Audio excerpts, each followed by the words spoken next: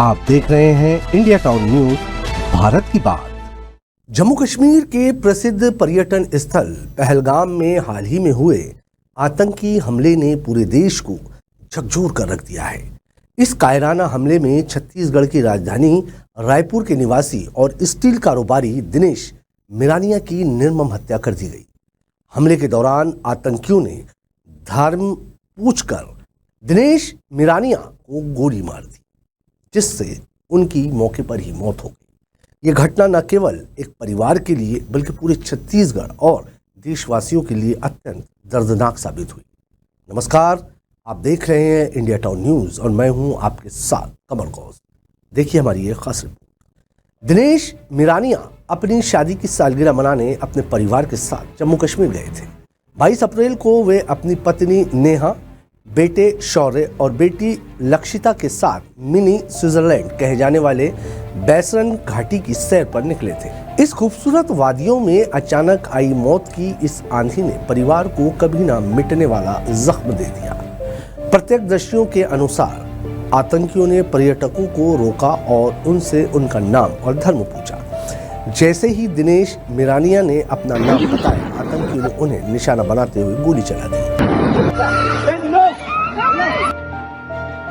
ये पूरी घटना इस बात का भयावह संकेत है कि आतंकवाद किस तरह से निर्दोष नागरिकों को केवल उनकी पहचान के आधार पर निशाना बना रहा है। इस दुखद घटना के बाद छत्तीसगढ़ के पूर्व उप मुख्यमंत्री और वरिष्ठ कांग्रेस नेता टी.एस. सिंहदेव ने पीड़ित परिवार से मुलाकात की और संवेदना प्रकट की। इस दौरान जब उन्होंने ये जानकारी मिली कि दिनेश मिरानिया की बेटी लक्षिता मिरानिया राजकुमार कॉलेज रायपुर में 9वीं कक्षा में पढ़ रही है, तो उन्होंने कॉलेज प्रबंधन से आग्रह किया कि बच्ची की पढ़ाई का पूरा खर्च वहन किया जाए।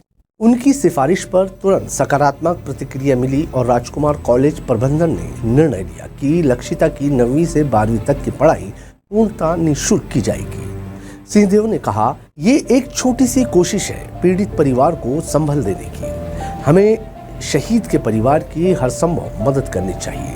दिनेश मिरानिया का परिवार इस हादसे के बाद गहरे सदमे में है। उनके पुत्र शौर्य इस समय पुणे में कॉलेज की पढ़ाई कर रहे हैं और अभी पहले वर्ष में है। बेटी लक्षिता अभी स्कूल में है और उम्र के उस दौर में है जहां उसे पिता के साये की सबसे अधिक जरूरत थी। सिंहदेव ने कहा, मैं लगातार बाहर रहने के कारण परिवार से पहले मुलाकात नहीं कर सका, लेकिन जब जानकारी मिली तो मैंने खुद जाकर परिजनों से बात की। ये समय बेहद कठिन है, लेकिन हमें मिलकर उनका सहारा बनना है। इस घटना के बाद छत्तीसगढ़ के कई सामाजिक संगठनों और व्यापारिक मंडलों ने भी परिवार की सहायता के लिए हाथ बढ़ाया है। कई संगठनों ने आर्थिक सहायता, बच्चों की शिक्षा और कानूनी सहायता की पेशकश की है।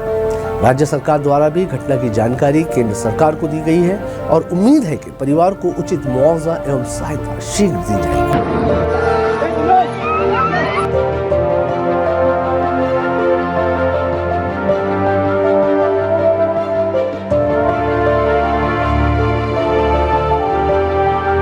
ये आतंकी हमला देश की आंतरिक सुरक्षा और सामाजिक एकता पर गंभीर सवाल उठाता है। जब एक नागरिक को केवल उसके धर्म या नाम के आधार पर गोली मार दी जाती है, तो ये आतंकवाद की बर्बरता की पराकाष्ठा है। ऐसे हमले का मकसद समाज में डर और बंटवारे का माहौल बनाना है, लेकिन भारत जैसे देश में जहां विविधता में एकता की भावना है, ऐसे प्रयास कभी सफल नहीं हो सकते। जम्मू कश्मीर प्रशासन ने इस हमले की जांच शुरू कर दी है और इलाके में सुरक्षा व्यवस्था को और कड़ा कर दिया गया है। गृह मंत्रालय ने इस घटना की निंदा करते हुए दोषियों के खिलाफ कठोर कार्रवाई के निर्देश दिए हैं। स्थानीय पुलिस और अर्धसैनिक बलों ने सर्च ऑपरेशन चलाया है और कुछ संदिग्धों को हिरासत में ले लिया गया है। इस हमले ने एक परिवार से उसका पालनकर्ता छीन लिया, एक पत्नी से उसका जीवन साथी और बच्चों से उनका पिता।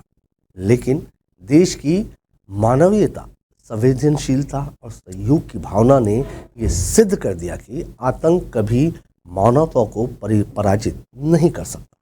टी.एस. सिंहदेव और राजकुमार कॉलेज प्रबंधन की ये पहल ने न केवल एक बच्चे की शिक्षा को सुरक्षित करी है, बल्कि ये संदेश भी देती है कि देश अपने नागरिकों के साथ खड़ा है, हर दुख, हर संकट में। आज की हमारी इस खास रिपोर्ट में फिलहाल इतना ही। मुझे दीजिए इजाज़त और आप देखते रहिए इंडिया टाउन न्यूज़, भारत की बात। नमस्कार।